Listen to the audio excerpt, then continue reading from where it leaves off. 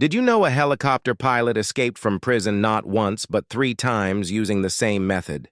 Michel Vaujour was serving life in Quebec's most secure prison. But his wife had a plan. She learned to fly helicopters, studied the prison layout for months, memorized guard schedules. On a summer morning in 1986, she flew a stolen helicopter directly into the prison yard. Michael climbed a rope ladder. They vanished into the sky. The escape made global headlines. Prison officials were stunned, but Michel's freedom wouldn't last long. His criminal past was about to catch up with him.